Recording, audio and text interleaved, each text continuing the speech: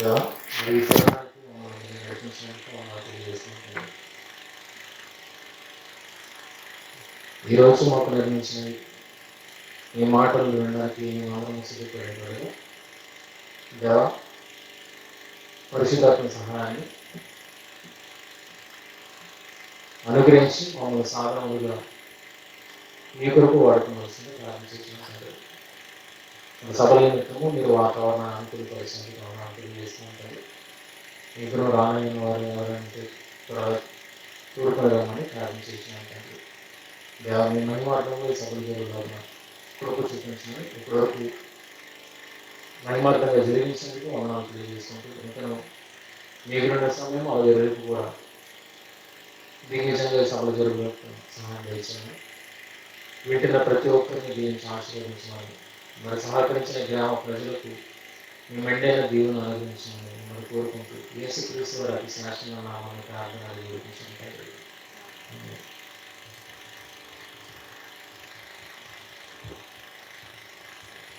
మరి ఆహ్వానం మంచి ఇక్కడ విచ్చేసిన మీ అందరికీ నా హృదయపూర్వక ధన్యవాదాలు తెలియజేస్తున్నాను. అలాగే వేదికను అనుగ్రహించిన ప్రజలకు కూడా క్రీస్తు నా శుభాకాంక్షలు తెలియజేస్తున్నాను. మరి చక్కటి వాతావరణం దేవుడు మనకు అనుగ్రహించాడు. వచ్చే దారిలో పెద్ద గాలి వాన పడే సూచన ఉన్నా సరే ఈరోజు ఈ రకంగా మనం అందరం ఇక్కడ కూడుకునే దేవుని మాటలు వినడానికి దేవుడికి ఒక కృపను చూపించడాన్ని మనం నమ్మవచ్చు. కనుక ఏ మాటలు వృధాకు ప్రతి మాట మన జీవితాల్లో ప్రయోజనాలు చేకూర్చేది. లోపల ఎన్నో మాటలు మనం వింటూ ఉంటాం ప్రతిరోజు. అవన్నీ మన జీవితానికి పనికి రాకపోవచ్చు. కొన్ని పనికి వచ్చి రావచ్చు, కానీ కొన్ని పనికి రాకపోవచ్చు, జ్ఞానం పనికి రావచ్చు. కానీ దేవుని మాటలు అని అన్నప్పుడు ఈ దేవుని మాటలు ప్రతి ఒక్కటి మనిషి జీవితానికి ప్రయోజనాన్ని చేకూర్చే కనుక శ్రద్ధతో ఆలోచించడానికి మనకి దేవుడిచ్చిన ఈ సదవకాశాన్ని బట్టి దేవుని మహిమపరుస్తూ నా మాటలు తీసుకున్నాను. ప్రియమైన దేవుని పిల్లలారా, ఒకప్పుడు సమాజానికి ఇప్పటి సమాజానికి మనం పోలికను వ్యత్యాసాన్ని మనం చూడగలిగితే పూర్వ రోజుల్లో ప్రతి వస్తువును చాలా పదిలంగా భద్రంగా చూసుకునేవారు. వాడుకున్న తర్వాత చక్కగా నీటిగా తుడిచి దానిని ఆరలో పెట్టేవారు కదండి. పూర్వపు రోజులు, పూర్వపు కాలాన్ని మాట్లాడుతున్నాం. ఏ వస్తువు కానివ్వండి ప్రతి వస్తువును చాలా భద్రంగా పదిలంగా చూసేవారు. కానీ ఆ కాలంతో ఈ కాలాన్ని పోల్చినట్లయితే అసలు పూర్తిగా భిన్నంగా ఈ రోజున్న సమాజం మారిపోయింది.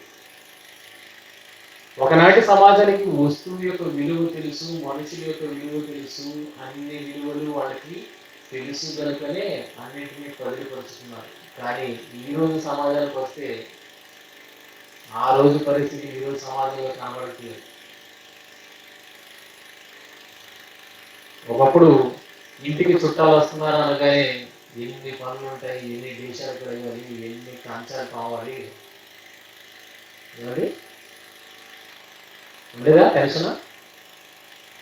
రోజు ఇదే పని, తోపడే పని, వండుకోవడం, తోముకోవడం, వండుకోవడం, తోముకోవడం, అవునా? కానీ ఈరోజు చూడండి, వాడే స్పూన్ మొదలుకొని, గ్లాసు మొదలుకొని, ప్లేట్ మొదలుకొని ఇంకా చూసుకోగలిగితే ప్రతిదీ వాడి పడేసే వస్తువులు దర్శనమిస్తున్నాయి. మనకు కూడా ఈజీ అయిపోయింది కదా. ఎంతమంది వస్తారనండి, ఏమన్నా రెడీమేడ్ ప్లేట్లు ఉన్నాయి, రెడీమేడ్ గ్లాసులు ఉన్నాయి, రెడీమేడ్గా వాటర్ ఉంది, ఏమండి అంతేనా? చాలా సులువైపోయింది. కనుక ఈరోజు సమాజం ఏది అలవాటు చేస్తుందంటే వాడి పడేయడం అలవాటు చేస్తుంది. బయట రాదు. ఒకనాటి సమాజానికి ఈనాటి సమాజానికి వ్యత్యాసం చూడగలిగితే వాళ్ళు ప్రతి వస్తువును చాలా భద్రంగా భద్రంగా చూసుకునేవారు. కానీ ఈ రోజు సమాజాన్ని చూడగలిగితే వాడి పడేస్తున్నారు. ఈరోజు సెల్ ఫోన్లు మళ్ళీ రిపేర్ చేసుకొని భద్రంగా దాచుకునే పరిస్థితి ఉందా? 10,000, 20,000, 30,000, 4,000 పెట్టినా సరే వాడి వదిలేయడమే తప్పితే మళ్ళా దాన్ని బాగు చేసుకొని మళ్ళా వాడుకునే స్థితి అయితే లేదు. మీ ఇంట్లో టీవీలు ఒకప్పుడు టీవీ అయితే రిపేర్ చేసుకుని పెట్టుకునే వాళ్ళు, మళ్ళా ఈరోజు టీవీలు పనికి వచ్చినంత కాలం పని చేస్తే, పనికి రాకపోతే దాని చెత్త బుట్టలోకి వేసినా కొత్త టీవీ కొనుక్కోవడం. బాగుంది కదండి, చాలా బాగుంది. అయితే ఈ వాడుకు వదిలేసి ఈ పద్ధతిని చూసారా, ఈ పద్ధతి వస్తువుల వాడుకు పరిమితం అయితే బాగుంది. ఈ వాడుకొని వదిలేసి ఈ పద్ధతి ఉంది, ఇది వస్తువుల వరకు వాడుకొని వదిలేస్తే బాగానే ఉంది. కానీ ఇది వస్తువుల దగ్గర ఆపలేదు, మనిషి కాస్త ముందుకు నడిపించాడు. ఎక్కడికి నడిపించాడు? మనుషుల దగ్గరకు నడిపించాడు. ఎక్కడికి? మనుషుల దగ్గరికి నడిపించాడు. అంటే ఈరోజు మనుషులను కూడా మనిషి ఎలా వాడుకొని వదిలేస్తున్నాడో మనందరికీ తెలుసు. అవసరం ఉన్నంత వరకు మనిషిని ప్రేమగా జాగ్రత్తగా లాలించి వాడిని వాడుకుంటున్నాడు. అవసరం తీరిపోగానే ఒక వస్తువుని వాడి పడేసినట్టుగా ఈరోజు మనిషిని కూడా వాడి పడేస్తున్నాడు. ఈరోజు ఎన్నో దారుణాలు మనం చూడగలుగుతున్నాం పేపర్లు అన్నింటిలో. అవసరం తీరేంత వరకు వాడుకున్నాడు, అవసరం తీరిపోయిన తర్వాత నన్ను ఒక వేస్ట్గా వదిలేస్తున్నాడు అని పోలీస్ కేసులు చాలా మట్టుగా మనం చూడగలుగుతున్నాం. అంటే వస్తువుల వరకు ఉండాల్సిన ఆ స్థితిని మనిషి దాన్ని ముందుకు నడిపించి మనుషుల దాకా తీసుకుని వచ్చాడు. అలా తీసుకుని రావడం వల్ల ఎన్ని తీవ్ర పరిణామాలు ప్రపంచవ్యాప్తంగా చోటు చేసుకునే మనందరికీ తెలుసు. పోనీ అక్కడితో ఆగేడా మనిషి అంటే అక్కడితోనే ఆగలేదు.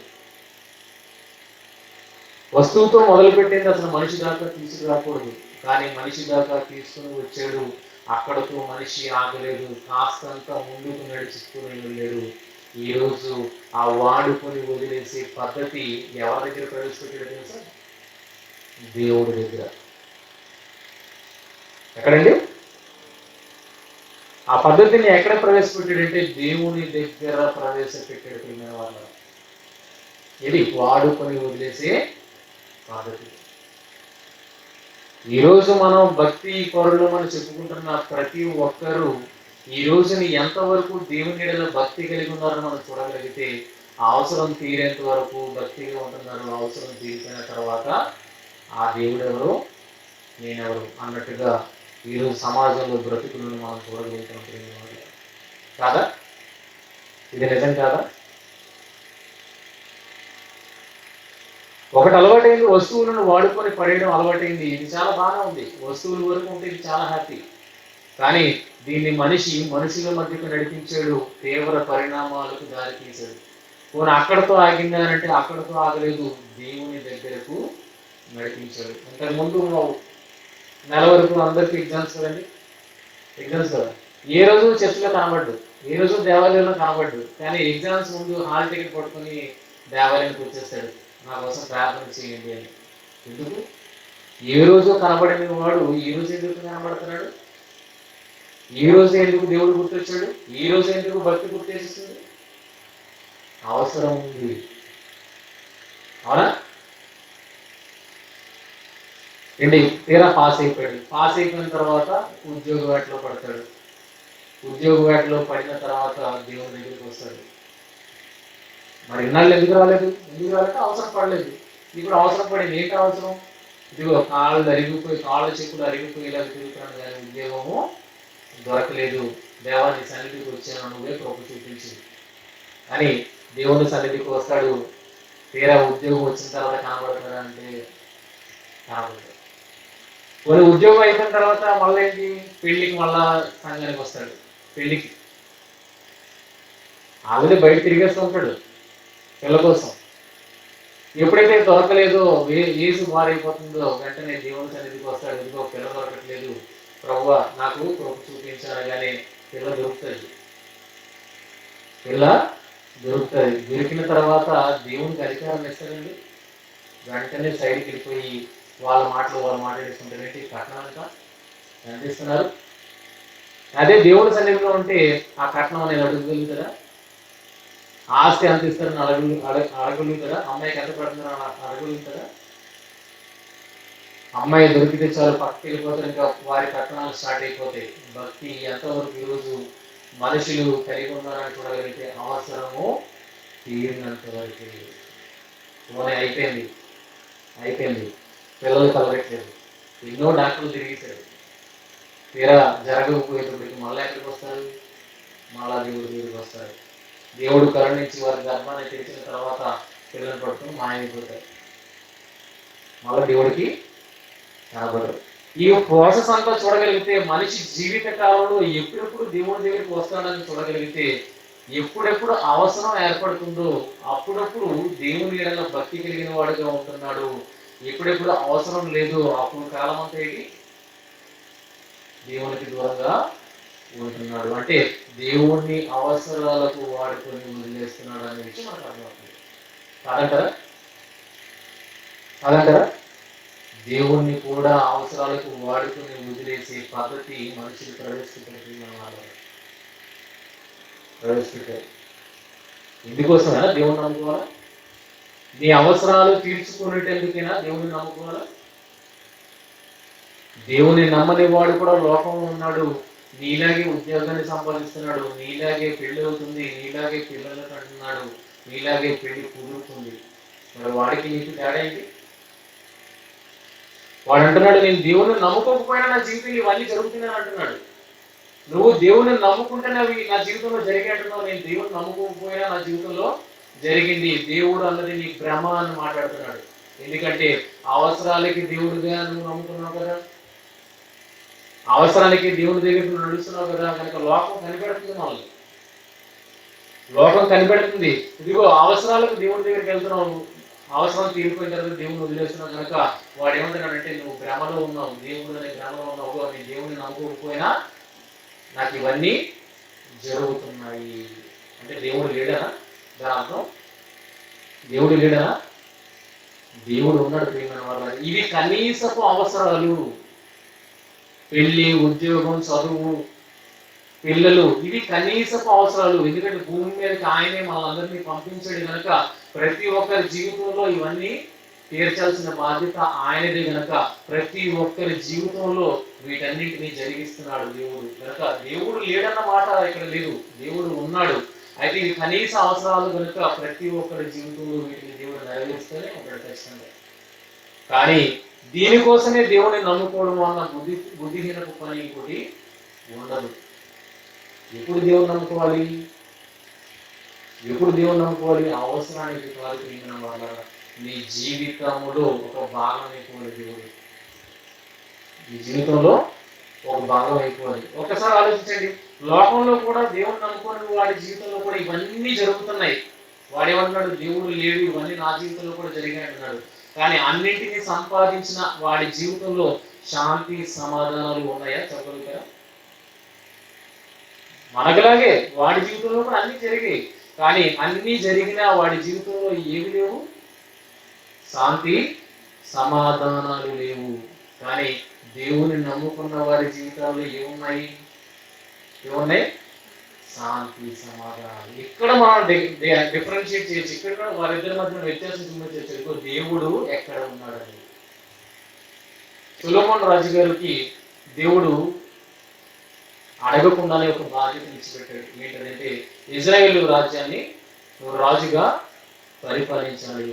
మనమైతే ఉద్యోగం రాగానే వెంటనే దేవుడు ఒక పక్కన పెట్టేసి వెళ్ళిపోతాం. కానీ ఆయనకి ఎప్పుడైతే దేవుడు బాధ్యతను పెట్టాడో వెంటనే దేవుని వదిలిపెట్టలేదు ప్రియమైన వాళ్ళ. తర్వాత కూడా దేవుడిని పట్టుకొని ఉన్నాడు. ఎలాగా?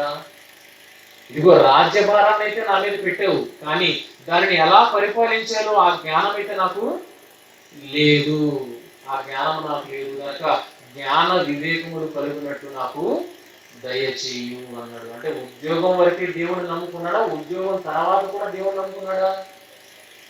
అది కంటిన్యూ చేసేది ప్రియమైన వాళ్ళకి. అందుకే సొలొమోను రాజ్యములు శాంతి సమాధానాలు ఉన్నాయి. ఆయన కాలంలో యుద్ధాలు జరగలేదు, తిరిగారు. ఆయన కాలంలో యుద్ధాలు జరగలేదు. అంటే శాంతి దేవుణ్ణి నమ్ముకుంటే జీవితాలు ఏముంటది? శాంతి సమాధానం ఉంటుంది. దేవుని నమ్ముకొని వారి జీవితంలో మిగిలినవన్నీ జరుగుతాయి, కానీ వాళ్ళ జీవితాల్లో శాంతి సమాధానాలు ఉంటాయి. మనందరికీ తెలుసు అన్న మనలాగే పిల్లలు కలగలేదని దేవుడి దగ్గరికి వెళ్ళింది.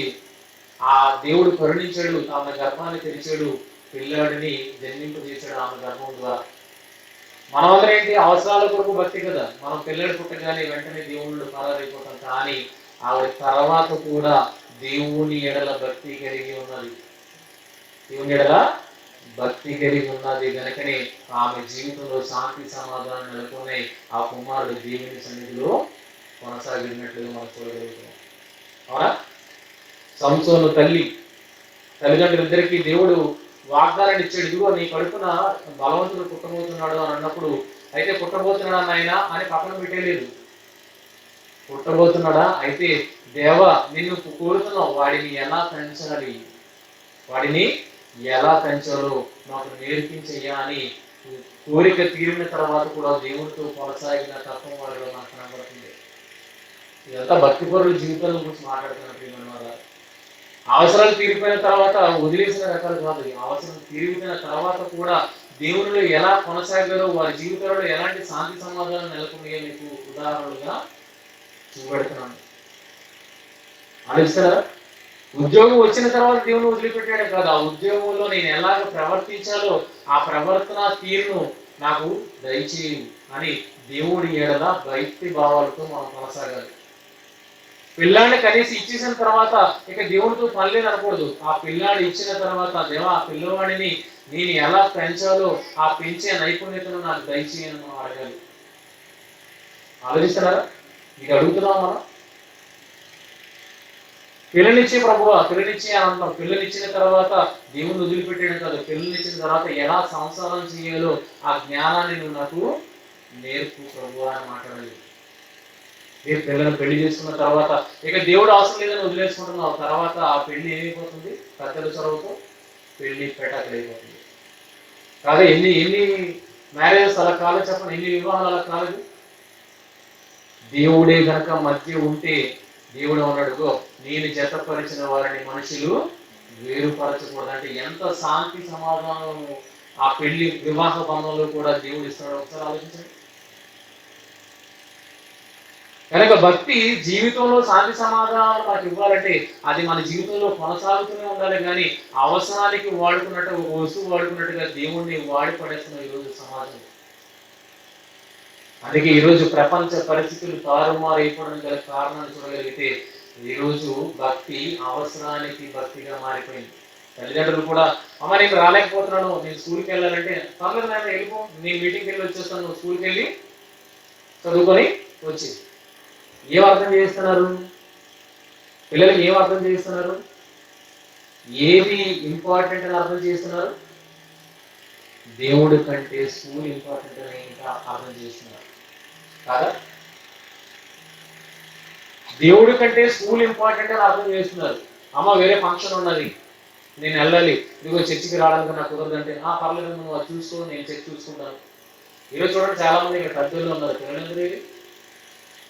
పిల్లల్ని వారి మార్గాన్ని వారిని ఆడుకోండిరా, ఏదో చేసుకోండి, మేము మాత్రం మీటింగ్ అటెండ్ అయ్యి వచ్చేస్తాము. ఆడికి ఏమర్థమవుతుంది? దేవుడు ఉన్నది అవసరాలు తీర్చడానికి అన్నది ఎవరు బోధిస్తున్నారు? తల్లిదండ్రులుగా మనమే బోధిస్తున్నాం. అది వాడికి అలవాటు అయిపోతుంది. ఇంతకీ ఎలాంటి అలవాటు అయిపోతుంది చూడగలిగితే, ఎలాంటి అలవాటు అంటే వాడు ఏది కోరుతున్నాడో కూడా ఆలోచించడు, అది మంచా చెడు అన్నది ఆలోచించడు. అమ్మ దేవునికి ప్రార్థన చెయ్యమ్మా, ఇది నెరవేరుకోవాలి. అందుకే చూడండి, బూత్ సినిమా తీస్తాడు, ఆ బూత్ సినిమాకి ముందర ఏదేస్తాడు తెలుసా? దేవుణ్ణి పూజిస్తున్నట్టుగా ఆ ఫ్రేమ్ వేస్తాడు. అంటే ఆ బూత్ సినిమాకి కూడా దేవుడు సాయం చేస్తాడా? అంటే మనుషులకి ఏమర్థమైంది? అవసరానికి దేవుడు అని మనం అలవాటు చేసాం కనుక ఏ అవసరాన్నైనా దేవుడు తీరుస్తాడు అని వాడికి అలవాటు అయిపోయింది కనుక ఏ స్థితికి వెళ్ళిపోయాడంటే ఏది అడుగుతున్నాడో కూడా ఆలోచన లేకుండా ఆ స్థితికి వాడు దిగజారిపోయాడు కనుక ఈరోజు బూత్ సినిమా తీసినా మొదట ఎవరి ప్రేమ ఉంటుంది? దేవుడి ఫోటో ఉంటుంది. చూడండి, వ్యాపారానికి ఉదయాన్నే షాపులు తెరుస్తాం. మనం షాపులు తెరిచిన తర్వాత ఉదయాన్నే ఏం మొక్కుతామండి? ఎవరిని మొక్కుతాం? దేవుడినే మొక్కుంటాం. నా వ్యాపారం 3 పువ్వులు 6 కాయలలాగా వర్ధిల్లాలి నైనా అలా చెయ్యని అంటాం. ఆ వ్యాపారం చూడగలిగితే అంత మోసమే ఉంటది కాదా? మనుషుల్ని మాయ చేయడమే ఉంటది. ఆ మాయ చేయడానికి ఎవరు ప్రోత్సాహం అడుగుతున్నాడు? దేవుని ప్రోత్సాహాన్ని అడుగుతాడు. అంటే దేవుడు ఇలాంటి కార్యాలకు కూడా సహకారిగా ఉంటాడా? ఇది ఎలా అలవాటు అయిపోయింది? అవసరానికి వాడు కూడా అలవాటు అయిపోయింది కనుక ఏదైనా పర్లేదు దేవుడు తీర్చేస్తాడని మనం అనుకుంటున్నాం. మన తల్లిదండ్రులుగా మనం నేర్పిస్తున్నాం కనుక వాడికి అది అలవాటు అయిపోయింది. ప్రేమ వల్ల ఇది భక్తిహీనత. ఏది ఇది భక్తిహీనత? చూడగలిగితే మంచి వచనం యూద పత్రిక 1:17 వచనం.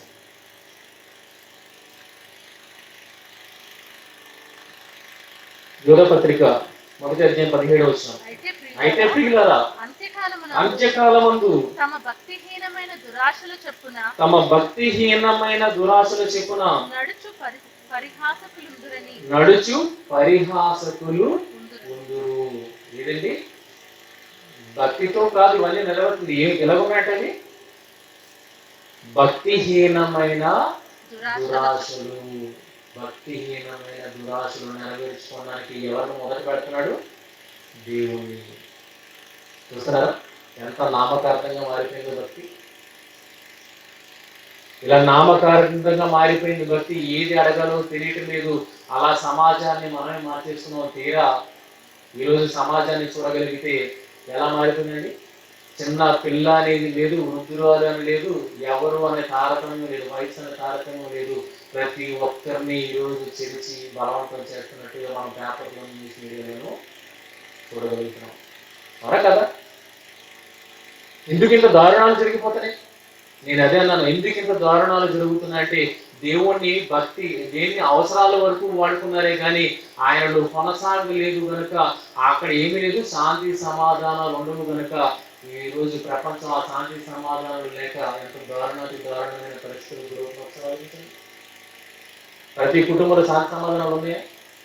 ఉంటే రోజు న్యూస్ పేపర్లు ఇలాంటి దారుణాతి సంఘటనలు జరగడం మనము చూడము. తీరా జరిగిన తర్వాత, దారుణమైన సంఘటనలు జరిగిన తర్వాత ఎవరిని నిందిస్తామో తెలుసా? దేవా నేను నమ్ముకున్నాను కదా, దేవా నీ భక్తురాలికి ఎంతటి అన్యాయం చేస్తావా అని మాట్లాడుకోండి. ఎవరు? ఒకటి రేప్ చేస్తే ఆ కొడుకు కోసం తల్లి మాట్లాడుతున్న మాట. ఆ రేప్ కేసులో కొడుకు జైలుకి వెళ్ళిపోయాడు. తల్లి మొరపెడుతుంది, దేవా నేను నమ్ముకున్నాను, నన్నే ఇలాంటి దారుణానికి గురి చేస్తావా? నిజంగా నమ్ముకున్నావా? వదిలేసావా? ఎవరిని నిందిస్తున్నారు? వాడి తప్పు మార్గాన్ని పట్టడానికి ఈవిడే అవసరాలకు భక్తిని నేర్పించింది. తీరా అవసరాలు ఏ అవసరమైనా తీర్చేస్తాడు దేవుడు అని నాడు నమ్మాడు. దారుణానికి పాల్పడ్డాడు. ఇప్పుడు దారుణానికి పాల్పడిన తర్వాత తల్లి మాట్లాడుతున్న మాట ఏంటి? నువ్వే నాకు అన్యాయం చేసావని దేవుడిని మాట్లాడుతుంది. అందుకే నువ్వు భక్తిని నేర్పించావు ఈరోజైనా? ఈరోజు సమాజం పిల్లలకి భక్తిని నేర్పిస్తుందా? భక్తిని నేర్పించడం లేదు కనుకనే శాంతి సమాధానాలు కొరవడైపోయిన వల్ల. అందుకే మంచి మాట వాక్యంలో చూడగలిగితే తిమోతికి రాసిన 2వ పత్రిక 3వ అధ్యాయం 5వ వచనం. తిమోతికి రాసిన 2వ పత్రిక 3వ అధ్యాయము 5వ వచనం. పైకి భక్తి గల వారి వలె ఉండియు దాని శక్తిని ఆశ్రయించిన వారై ఉండురు. ఈరోజు మనం అందరూ ఎలాగో తెలుసా? పైకి భక్తిగా ఉన్నట్టుగా ఉంటున్నాం కానీ దాని శక్తిని ఆశ్రయించట్లేదు ప్రియమైన వల్ల. అందుకే మన కుటుంబం అస్తవ్యస్తమైపోతుంది. మన కొడుకు తప్పుదారి పట్టడానికి కానీ, మన కూతురు తప్పుదారి పట్టడానికి కానీ, మన కుటుంబంలో సభ్యులు తప్పుదారి పట్టడానికి కానీ, సమాజంలో ఉన్నవారు తప్పుదారి పట్టడానికి గల కారణం ఏంటి తెలుసా? మనం ఎలాగున్నాం? భక్తిగా ఉన్నట్టు నటిస్తున్నాం కానీ భక్తిగా మనము లేము. ఎందుకంటే భక్తిగా ఉంటే అందులో శక్తి ఉంది. ఆ శక్తిని మీరు ఆశ్రయిస్తారు. భక్తిని ఆశ్రయిస్తే ఆ భక్తులు ఏముంది? శక్తి ఉంది. ఆ శక్తిని మీరు ఆశ్రయిస్తారు. ఆ శక్తి కనుక మీ జీవితాలలో ఉంటే ఎలాంటి పరిణామాల నుండి మిమ్మల్ని బయటకు తీసుకొస్తుందో మీరు ఊహించలేరు. అలాంటి పరిణామాల నుండి బయటకు తీసుకొస్తారు ఆ శక్తి. ఎప్పుడైనా ఆ శక్తిని ఆశ్రయించి చూసారా? భక్తిగా ఉండడం చేతనైతే కదా శక్తిలో వీళ్ళు. ఆ భక్తి మనకు చేతనం లేనప్పుడు ఇంకా దాంట్లో శక్తి ఏంటి? దాన్ని ఎలా అనుభవించగలం? కనుక ఈ రోజు నుండి భక్తిగా ఉండడానికి మనం ప్రయత్నిద్దాం. అయితే ఆ భక్తిలో ఉన్న శక్తి ఏంటో మనం చూడడానికి తెలుస్తున్నాం. అందుకే సొలొమోను మహారాజు మాట్లాడుతూ ప్రసంగి గ్రంథము 12వ అధ్యాయము 13వ వచనం మీరు చూడగలిగితే, సమాజానికి, లోకానికి ఏది ప్రాధాన్యంగా అవసరం అని చెబుతున్నాడో మీరు చూడగలిగితే ప్రసంగి గ్రంథము 12:13 ఇదంతయు వినిన తరువాత తేలిన ఫలితార్థం ఇదే. దేవుని యందు భయభక్తులు కలిగి ఉండి, ఇది ఎక్స్పీరియన్స్ పర్సన్ లోకములో ఎలా అనుభవించాలో, లోకాన్ని ఎలా అనుభవించాలో ఆయనకున్నంతటి ఎక్స్పీరియన్స్ ఈరోజు సమాజంలో ఎవరికి లేదు. ఇప్పటికీ ఆయనలాగా లోకాన్ని అనుభవించిన వాడు ఈ రోజుకి లోకంలో ఎవడు లేడు. అంతటి అనుభవశాలి చెబుతున్న మాటలు ఇవి. అనుభవజ్ఞుడు చెబుతున్న మాటలు అన్నింటినీ వడపోస్తాడు.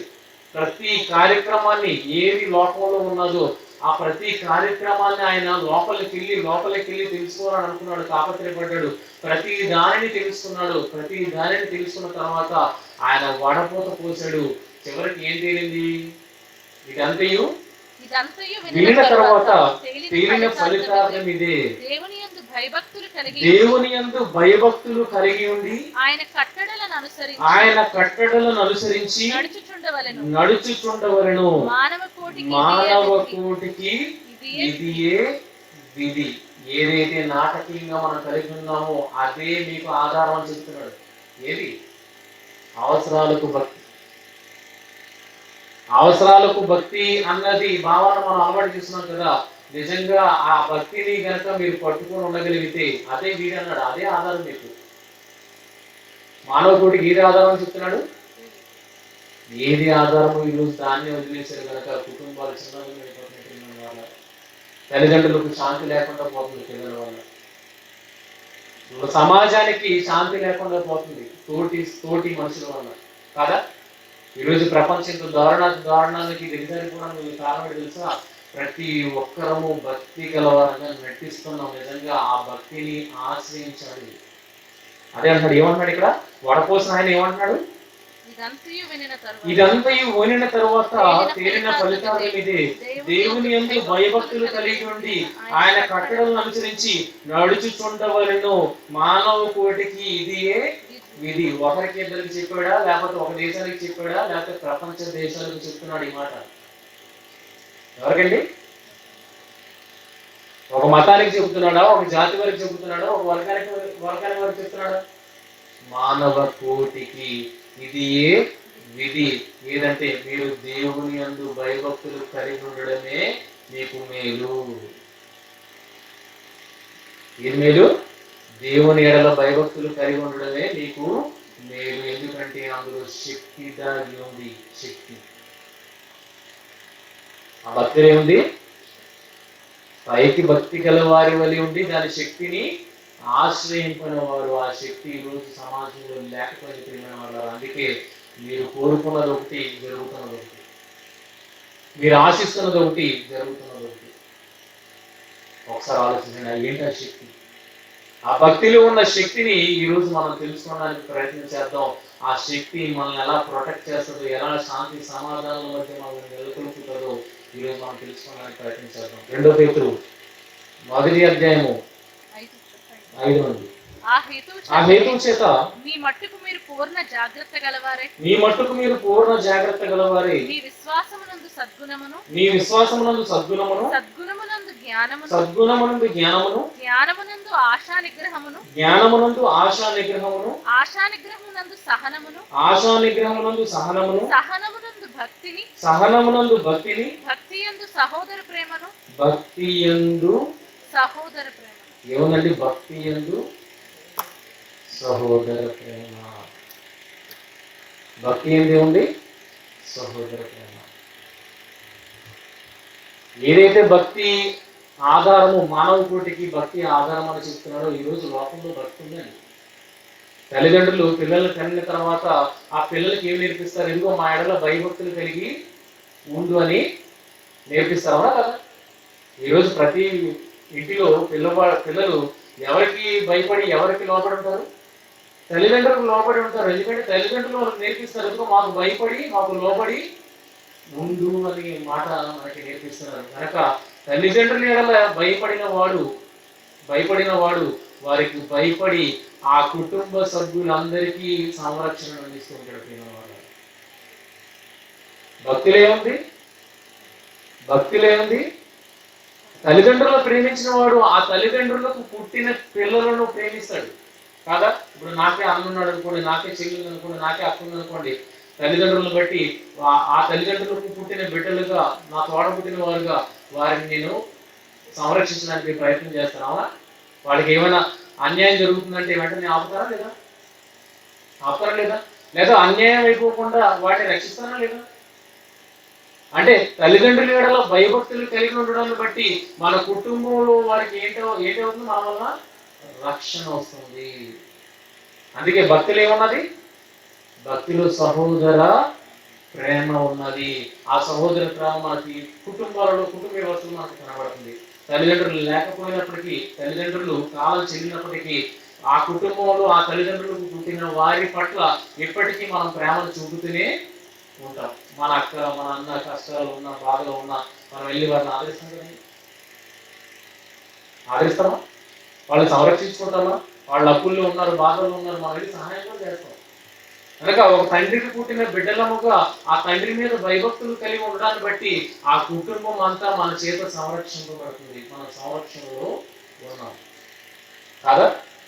దేవుడు అదే మాట్లాడు, భక్తిలో సహోదర ప్రేమ. అంటే భక్తి కుటుంబ వ్యవస్థను చూడగలిగితే ఆ భక్తి మన సహోదరులను మన చేత కాపాడేట్లుగా, ప్రేమించేటట్లుగా చేస్తుంది. కుటుంబ వ్యవస్థలోనే కాదండి, దేశంలో కూడా భక్తి ఉంది. స్కూల్కి వెళ్ళండి, ఏం నేర్పిస్తారు?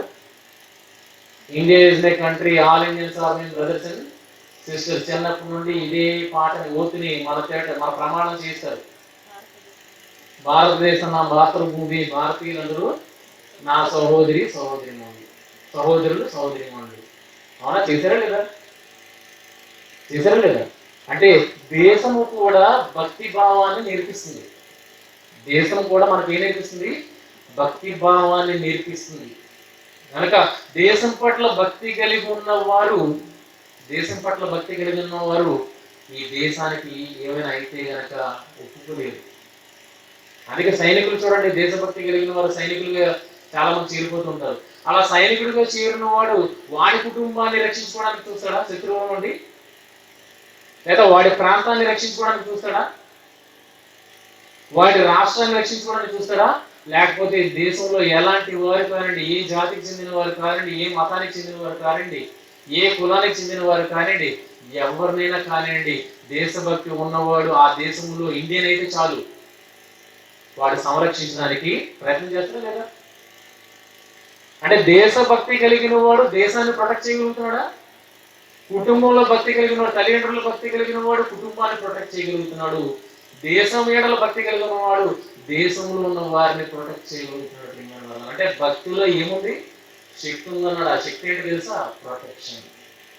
ఆ శక్తి ఏంటి? సంరక్షణ. మిమ్మల్ని సంరక్షిస్తుంది. భక్తి మిమ్మల్ని సంరక్షిస్తుంది.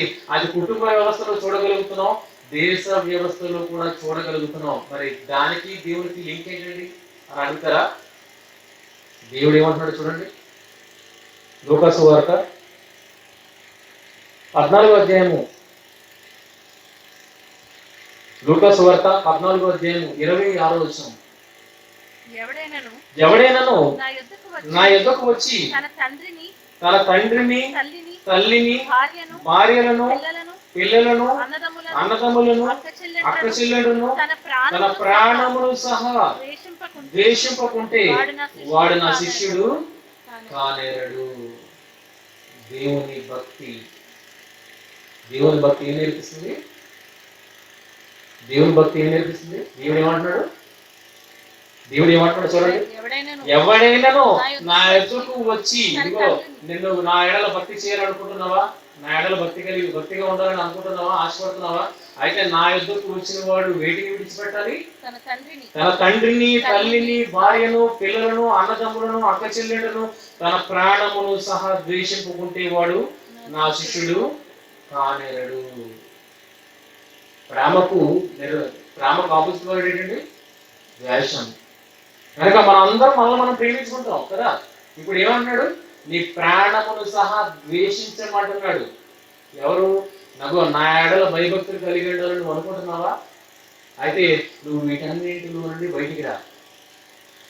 ఎందులోండి బయటికి రా? వినండి, బాగుంటుంది. ఎందుకు బయటికి రా? ఎందులోండి బయటికి రమ్మన్నాడు? తల్లిదండ్రుల ఎడల భయభక్తులు కలిగి ఉన్నావు కదా, అందులోండి బయటికి రా. దేశం మీద భయభక్తులు కలిగి ఉన్నావా? అందులోండి బయటికి రా. ఇంకా ఎవరు అక్క చెల్లెళ్ళు పిల్లలు వీళ్ళందరూ ఉన్నారా? వాళ్ళ నుండి బయటికి రా. ఇదిగో నీ ఎడల నువ్వు భక్తి కలిగి ఉన్నావా? అందులో నుండి బయటికి రా. బయటకు వచ్చి ఏం చేయాలి? బయటకు వచ్చి ఏం చేయమన్నాడు? నా ఎడల భయభక్తులు కలిగి ఉండమన్నాడు. అంటే దేవుడు ఎంత స్వార్థపరుడుగా కనబడతాడండి కదండి. అందరినీ విడిచిపెట్టేయాలట, అందరినీ విడిచిపెట్టేయాలట. ఎవరిని మాత్రం ప్రేమించాలట? ఎవరిని మాత్రం ప్రేమించమన్నాడు? నన్ను మాత్రమే నువ్వు ప్రేమించు. మాట అలాగే ఉందా? నేనన్నా తప్పుగా చదివాను. మాట అలాగే ఉంది. ఇదిగో నీ ప్రాణాన్ని సహా, ఇదిగో నీ ఎడల నువ్వు భక్తి కలిగి ఉన్నావు కదా, అందులో బయటికి రా. నీ తల్లిదండ్రుల ఎడల భక్తిగా ఉన్నావా? అందులో బయటికి రా. నీ దేశీయ ఎడల భక్తి కలిగి ఉన్నావా? అందులో బయటికి రా. అయితే ఇప్పుడు ఇందులో బయటకు వచ్చి ఏం చేయాలి ప్రభువా? నా ఎడల భయభక్తులు కలిగి ఉండు. ఏంటి ఎంత స్వార్థపరుడండి దేవుడు. అందరినీ వదిలేసి తను ప్రేమించమంటున్నాడు. బాగుందా? బాగుందా? ఇది మాట బాగలేదు కదా, కఠినంగా ఉంది. దేవుడు అంటే అపార్థం చేసుకునే వాళ్ళకి ఇది కఠినంగానే ఉంటుంది.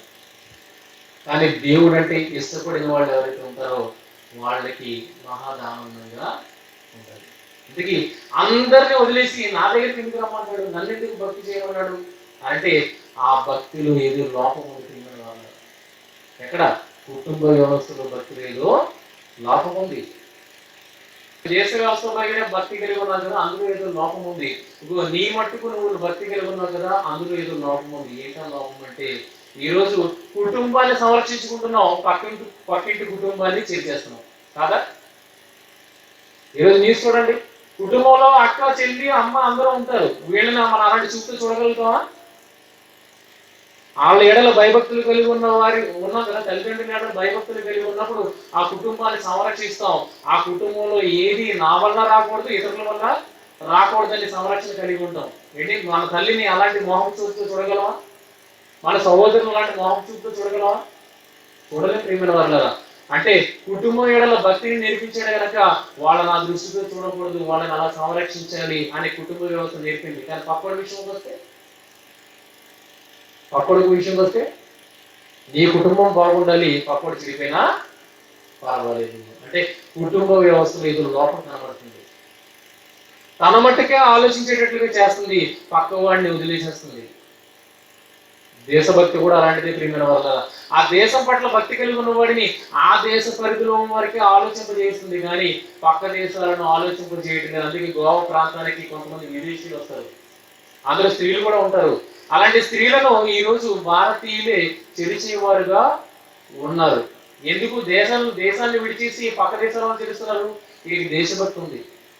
ఆ దేశభక్తి ఏం చేస్తుందంటే వాడిని పరిధికి ఇస్తుంది. ఇగో నీ దేశపు వారిని నువ్వేమీ చేయక, పక్క దేశాలు చేసినా పర్వాలేదు. ఆలోచిస్తారా? కుటుంబ వ్యవస్థలో కుటుంబంలో భక్తి కలిగి ఉండడం అది ఒక పరిధిని కలిగి ఉంది. దేశం మీద భక్తి కలిగి ఉండడం అది ఒక పరిమితి కలిగి ఉంది. నీ వరకు నువ్వు భక్తి కలిగి ఉండడం, నీ మీద నువ్వు భక్తి కలిగి ఉండడం అది ఒక పరిమితిని కలిగి ఉంది. అందుకే కుటుంబంలో నన్ను నేను ప్రేమించుకున్న వాడిని, అది కూతురైనా అవనండి, తల్లి కానివ్వండి, భార్య కానివ్వండి, ఇంకెవరైనా కానివ్వండి, వారిని కూడా చేసేవారు సమాజంలో ఉన్నారు. వారు ఎవరు ప్రేమిస్తున్నారు? ఎవరి ఎడల భక్తి కలిగి ఉన్నాడు? వాడి ఎడల వాడే భక్తి కలిగి ఉన్నాడు కనుక వాడు బాగుండాలి. కుటుంబంలో నాకు రిలేషన్ అయినా పర్లేదు, వారిని నేను అనుభవించాలి. లోపల ఉన్నాయి అన్నింటిలోని. అందుకే దేవుడు ఏమన్నాడు తెలుసా? వీటన్నింటిలో నుండి బయటికి రా, నన్ను మాత్రమే నువ్వు ప్రేమించు, నా ఎడల మాత్రమే బయటి భక్తులు కలిగి ఉండు అని అన్నాడు. ఇది స్వార్థపూరితంగా కనబడుతుందేమో కానీ నిజంగా దేవుణ్ణి అర్థం చేసుకున్న వాళ్ళకి ఇది స్వార్థపూరితంగా అడగట్లేదు ప్రేమ. ఇందులో ఏదో శక్తి దాగి ఉంది. ఏంటా శక్తి చూడగలిగితే 1 యోహాను పత్రిక 5వ అధ్యాయము 3వ వచనం. మొదటి యోహాను పత్రిక 5:3. మనం ఆయన ముగించేస్తాం. ఆజ్ఞలను గైకొనుటయే మనం ఆయన ఆజ్ఞలను గైకొనుటయే దేవుని ప్రేమించుట. దేవుని ప్రేమించుట. ఆయన ఆజ్ఞలు భారమైనది కావు. మనం ఆయన ఆజ్ఞలను గైకొనుటయే దేవుని ప్రేమించుట. ఆయన ఆజ్ఞలు భారమైనది కావు.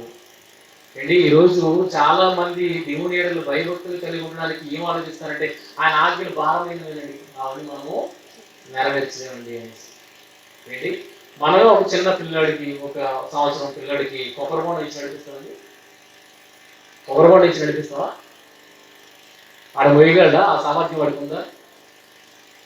చిన్న ప్లాస్టిక్ బంతి వాడికి ఇస్తాం, అవునా? అది వాడు మొయ్యగలడు, కొబ్బరి బొండాన్ని మొయ్యలేడు. కనుక రేపు బొండం తీసుకో ఇచ్చి అని అన్నాము. వాడు మొయ్యగలిగినంత భారాన్ని వాడికి ఇస్తాం. మనకి ఎంత వివేచన ఉన్నది, వాడు ఎంత మోయగలడు, ఆ వయసుకి వాడు ఎంత మోయగలడు లేదు అన్నది మనకి ఎంత వివేచన ఉన్నది అన్నప్పుడు దేవుడు మనకన్నా వివేకి కాదండి, మహా వివేకి. అలాంటి మహా వివేకి అయిన వాడు మనం మోయగలిగింది ఇస్తాడే కానీ మన సామర్థ్యానికి మించిన బరువులు ఆయన మోపడు. ప్రియమైన వారు కనుక ఆయన ఆజ్ఞలు భారమైనవి కావు అని ఆయనే చెప్తున్నాడు. అంటే మనం మోయగలిగేటివే ఆయన మన మీద పెట్టాడు. ఎందుకు? ఏంటా ఆయన ఆజ్ఞలు? ఏంటా ఆజ్ఞలు? ప్రథమైన ఆజ్ఞ, ప్రథమైన ఆజ్ఞ ఏంటి? నీ పూర్ణ హృదయంతోనూ, నీ పూర్ణ ఆత్మతోనూ, నీ పూర్ణ వివేకముతోనూ నీ తండ్రి అయిన దేవుని ప్రేమించుటయే. కాదా? అదేనా మొదటి ఆజ్ఞ? ఏంటి కన్నాడు కనుక ఆయన ఏమంటున్నాడు? నన్ను ప్రేమించు అని అంటున్నాడు. భూమి మీద భౌతిక తండ్రిని మనం ప్రేమించట్లేదా? వాళ్ళ కన్నా తల్లిదండ్రులు మనం ప్రేమించట్లేదా? అది మనకు కష్టమైన పని. కన్నాడు కనుక ఆ కన్న తండ్రిని ప్రేమించాల్సిన బాధ్యత నీకు ఉంది కనుక నువ్వు ప్రేమిస్తున్నావు కూడా. అలాగే దేవుడు కూడా అంటున్నాడు, నిన్ను నేను కన్నాను రా బాబు, నువ్వు నన్ను ప్రేమించు అని అంటున్నాడు. ఇది భారమైన పని. కన్న కొడుకు ఆ మాత్రం చేయలేదు. ఇది భారమైనది కాదు. ఇది మొదటి ఆజ్ఞ అయితే, రెండవ ఆజ్ఞ ఏంటి? నిన్ను వలె నీ సహోదరుని ప్రేమించు. ఏంటి? మనం ఎలాగైతే దేవుని ద్వారా కన్నవరమో ఈరోజు సర్వ లోకములు ఉన్న సర్వ మానవాళి ఎవరి చేత కనబడ్డారండి? ఎవరి చేత కనబడ్డారు? అదే దేవుడు కన్నాడు. ఎవరా కదా? ఎవరా కదా? కాదా వేరేవాడు కన్నారా? ఒక తండ్రికి పుట్టిన బిడ్డలమే మనం అందరం ప్రియమైన వాళ్ళ. ఆరిన నేల మీద ఎక్కడ మనిషి ఉన్నా ఆ మనిషి ఈ దేవుని ద్వారా కలిగిన వాడే. అంటే మనకి వీళ్ళందరూ ఏమవుతారు? సహోదరులు అవుతారు. కుటుంబ వ్యవస్థలోనే తండ్రిని ప్రేమించగలుగుతున్నావు, తండ్రికి పుట్టిన బిడ్డలను ప్రేమించగలుగుతున్నావు అన్నప్పుడు ఈ తండ్రి అంటున్నాడు, ఇదిగో నువ్వు నా వల్ల కనబడ్డావు కనుక నా వల్ల కలిగిన వారిని ప్రేమించు అని అంటున్నాడు. సహోదరులు ప్రేమించడంలో పెద్ద కష్టం ఉందా? లేదే. భారమైనవి ఇవ్వలేదు ప్రియమైన వాళ్ళ, సులువైనవి ఇచ్చాడు. తన కుటుంబంలో నెరవేరాల్సినవే నెరవేర్చమంటున్నాడు. ఇదిగో తండ్రిగా నన్ను ప్రేమించు అంటున్నాడు. ఇదిగో నీ సహోదరులుగా నాకు పుట్టిన వారిగా వీరిని ప్రేమించు అని అంటున్నాడు. ఇవి భారమైనవి కావు ప్రియమైన వాళ్ళ, భారమైనవి కావు. కనుక ఆయన ప్రేమిస్తున్నామన్న విషయం ఎక్కడ తేలుతుంది? మనం ఆయన ఆజ్ఞలు కనుకున్నట్టే దేవుని ప్రేమించుతా. ఆయన ఆజ్ఞలు భారమైనవి కావు. ఆయన ఆజ్ఞలు భారమైనవి కావు. ఆ భారము కానివి మనం చేయగలిగితే ఎవరిని ప్రేమించినట్ట? దేవుణ్ణి ప్రేమించినట్ట. అంటే దేవుణ్ణి ప్రేమిస్తే ఏం జరుగుతుంది? మొదటి 2 వర్షాలు. దేవుని ప్రేమిస్తే ఏం జరుగుతుంది? యేసే క్రీస్తు ఉన్నాడని నమ్ము ప్రతి వాడును దేవుని మూలంగా పుట్టి ఉన్నాడు. పుట్టించిన వాణిని ప్రేమించు ప్రతి వాడును, పుట్టించిన వాణిని ప్రేమించు ప్రతి వాడును ఆయన మూలముగా పుట్టిన వారిని ప్రేమించును. ఎవరన్నాడు? దేవుని నిజంగా ప్రేమిస్తున్నానని చెప్పుకుంటున్నావు కదా, నిజంగా దేవుని ప్రేమించాలనుకో, అప్పుడు నువ్వు ఎవరిని ప్రేమించడం స్టార్ట్ చేస్తావో తెలుసా? ఎవరిని?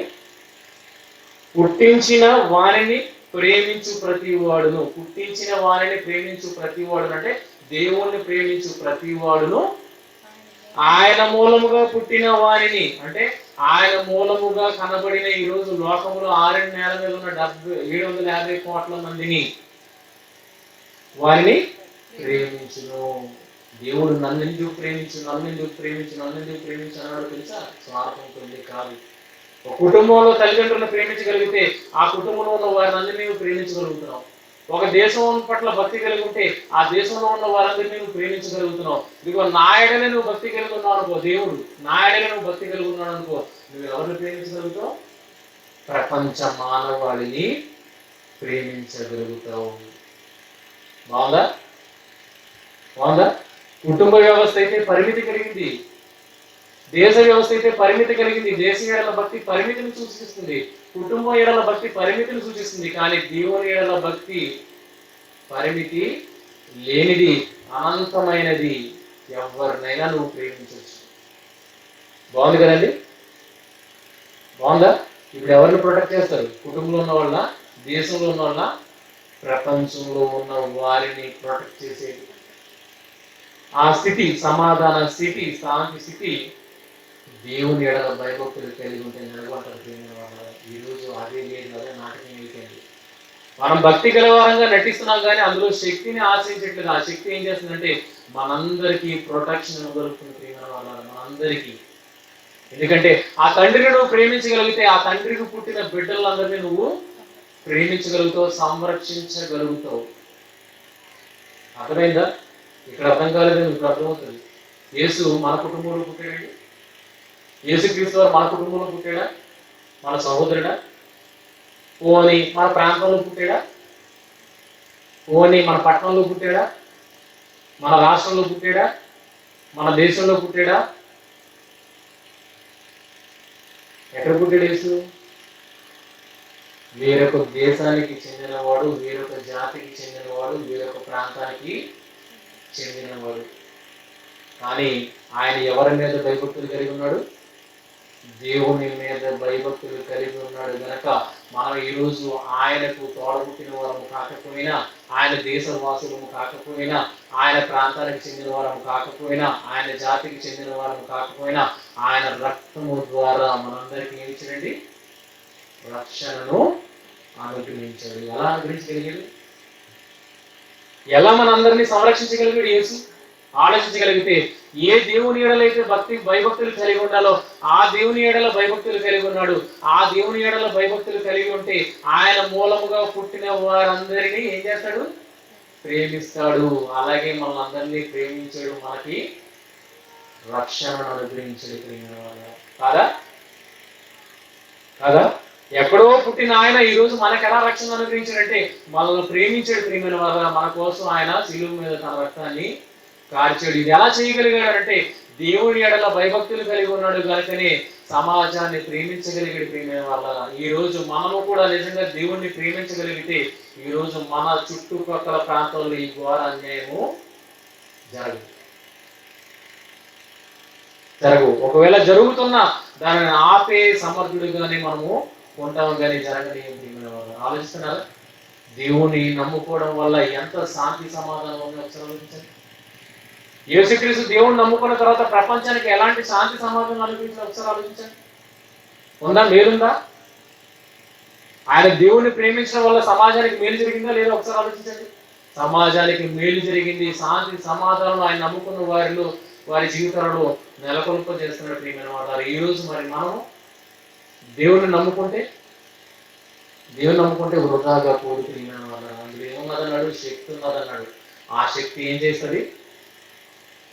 చేస్తుంది? మన చుట్టూ ఉన్న వారిని మన ద్వారా సంరక్షిస్తుంది. కనుక నాటకీయమైన భక్తి మీ పిల్లలకు నేర్పద్దు, మీరు నేర్చుకోవద్దు. అవసరాలకు దేవుడు వేడి ప్రియమైన వారు. అవసరాలకు దేవుడు వేడు. వస్తువులున్న అవసరాలకు మనుషులు కూడా లేరు. దేవుడు కూడా అస్సలు లేడు ప్రియమైన వారు. కనుక నిజంగా భయభక్తులు కలిగి ఉండాలా. అదే విధి అని అంటున్నాడు. అనుభవించి చెప్పిన సొలొమోను చెప్పిన మాట ఏంటి? ఇదే పరమ విధి ప్రపంచ మానవాళికి. ఏంటి? దేవుని ఎడల భయభక్తులు కలిగి ఉండడమే నీకు విధి. అంతకు మించి మరొక దారి లేదు శాంతి సమాధానం కావాలంటే. మీ కుటుంబం చల్లగా, మీ దేశం చల్లగా, ప్రపంచం అంతా చల్లగా శాంతి సమాధానాలతో ఉండాలంటే వేరొక మార్గము లేదు. ఒకటే ఒక మార్గము, దేవుని ఎడల భయభక్తులు కలిగి ఉండడం. ఎందుకు దేవుడు తన మీదే భయభక్తులు కలిగి ఉండమని ప్రపంచ మానవాళిని ఫోర్స్ చేస్తున్నాడంటే ఆయనను ప్రేమించగలిగితే నువ్వు ప్రపంచ మానవాళిని ప్రేమించగలుగుతావు. అది యేసు చేసి చూపించాడు. ఇప్పుడు మనం కూడా చేసి చూపించగలిగితే మన చుట్టూ ఉన్న సమాజాన్ని కూడా శాంతి సమాధానాలతో వెలుసులుతాయి. ఈరోజు ఈ సభలు పెట్టడంలో ముఖ్య ఉద్దేశం ఇంకేదో కదండి, మత మార్పిడులు కాదు, మీ దగ్గర నుండి ఏదో ఆశించి కాదు, మీ నుండి దోచుకెళ్ళిపోవడానికి ఏమీ కాదు. మీ ఊరిలో మీ గ్రామంలో శాంతి సమాధానాలు నెలకొల్పాలంటే ఆ యేసు ప్రభువు నమ్మినట్లుగా మీరు కూడా దేవుని నమ్ముకోగలిగితే ఆ నమ్మకం మిమ్మల్ని రక్షిస్తుంది, మీ చుట్టుపక్కల ఉన్న వారిని కూడా రక్షించగలుగుతుంది. ఇది మీ ప్రయోజనం కొరకు ఈ సభ ఏర్పాటు చేయబడింది కానీ మా ప్రయోజనం కొరకు కానీ కాదు. మీరందరూ గుర్తించాలని మనం చేసుకుంటూ ఇలా మాటలు ముగిస్తున్నాం, కార్యం చేస్తున్నాం.